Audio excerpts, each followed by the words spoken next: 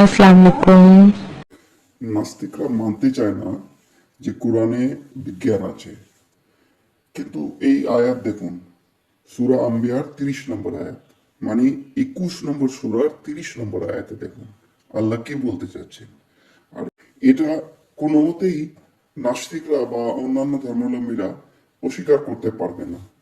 দেখেন কি বলা হয়েছে, যারা কুফুরি করে তারা কি ভেবে দেখে না আসমান সমূহ ও জমি অতপ্রতভাবে মিশেছিল, অতঃপর আমি উভয়কে পৃথক করে দিলাম, আর আমি সকল প্রাণবান জিনিসকে পানি থেকে সৃষ্টি করলাম, তবুও কি তারা ঈমান আনবে না? এটা আল বায়ান ফাউন্ডেশনের তর্জমা।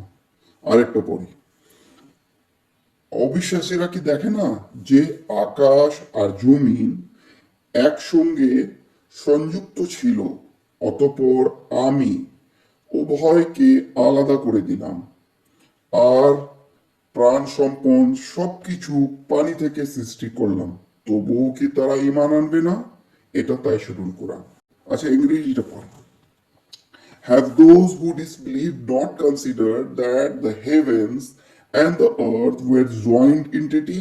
We separated them and made from water every living thing. They will not believe. এখানে আল্লাহ কি বলতে চাচ্ছে, যারা কুফুরি করে মানে কাফেররা, মুশরিকরা, নাস্তিকরা, ওরা কি ভেবে দেখে না, কি ভাবতে বলছে আল্লাহ তাআলা? বলছে যে আসমান সমূহ ও জমিন অতপ্রত ভাবে মিশে ছিল, তার মানে সবকিছুই, আমাদের মহাবিশ্বের যত যা কিছু আছে, গ্রহ নক্ষত্র সবকিছুই মিলেছিল, অতঃপর আমি উভয়কে পৃথক করে দিলাম, আর আমি এইসবকে আলাদা আলাদা করে দিলাম। আর তারপর আল্লাহ বলছেন, আর আমি সকল প্রাণবান জিনিসকে পানি থেকে সৃষ্টি করলাম, তবুও কি তারা ঈমান আনবে না? তবুও কি ওদের কথা বলছে কি ওরা কি ঈমান আনবে না? এগুলো ভেবে দেখেও চিন্তা করবে না? এইখানে আল্লাহ তাআলা প্রথম তো বিগ ব্যাং এর কথা বলছেন। বিগ ব্যাং এর কথা 1400 বছর আগে কি নবী মোহাম্মদ জানতেন? তারপরে এই আয়াতে আল্লাহ বলছেন যে প্রত্যেকটা প্রাণবান জিনিসগুলো, প্রত্যেকটা প্রাণ পানি থেকে সৃষ্টি করলাম। তার মানে কি, লাইফ যে সৃষ্টি হয়েছে ওটা জল থেকে, পানি থেকে।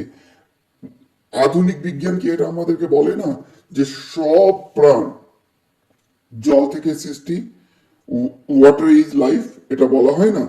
তাহলে কিভাবে নাস্তিকরা বা অন্যান্য ধর্মাবলম্বীরা অস্বীকার করে এই বইকে, এই যে বইতে 1400 বছর আগে এত এত বৈজ্ঞানিক ব্যাখ্যা আছে যেটা অস্বীকার করা যায় না? সেই জন্য নাস্তিকদেরকে আহ্বান করছি ও মুসলিমদেরকে আহ্বান করছি যে কোরআনটা শুধু পড়ার জন্য পড়বেন না বা সমালোচনা করার জন্য পড়বেন না। কোরআন পড়তে হবে বোঝার জন্য, কোরআন পড়তে হবে চিন্তা ভাবনা করার জন্য। কোরআন যদি ভালোভাবে পড়েন তাহলে ঈমান আনা বাধ্যতামূলক হয়ে যাবে।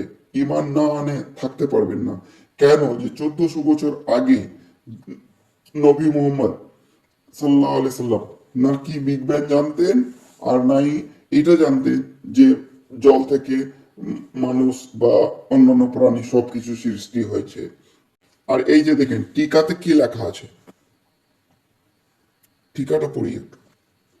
আধুনিক জ্যোতির্বিজ্ঞানীদের মতে আদতে আকাশ, সূর্য, নক্ষত্র, পৃথিবী ইত্যাদি পৃথক সত্তা ছিল না, বরং সবকিছুই অতপ্রতভাবে মিশেছিল। তখন মহাবিশ্ব ছিল অসংখ্য গ্যাসীয় কণার সমষ্টি। পরবর্তীকালে মহাবিস্ফোরণের মাধ্যমে নক্ষত্র, সূর্য, পৃথিবী ও গ্রহসমূহ সৃষ্টি হয়। এটা বিগ ব্যাং বা মহাবিশ্বের থিওরি, মহাবিস্ফোরণের থিওরি। এটা বিগ ব্যাং বা মহাবিস্ফোরণের থিওরি। তো এই যে টিকাটা আছে এটা কিন্তু বৈজ্ঞানিক ব্যাখ্যা, সাধারণ বিজ্ঞান আধুনিক বিজ্ঞান এটাই বলে। আর এই জিনিসটাই আয়াতে আল্লাহ তাআলা 1400 বছর আগে নবী মোহাম্মদকে জানিয়ে দিয়েছিলেন। আল্লাহর সাহায্য ছাড়া এইরকম জিনিস, এইরকম আহ, বৈজ্ঞানিক ব্যাখ্যা কি নবী মোহাম্মদ দিতে পারতেন? আপনারা সবাই চিন্তা করে দেখুন, ভেবে দেখুন। Thank you. জাযাকাল্লাহ খাইরান।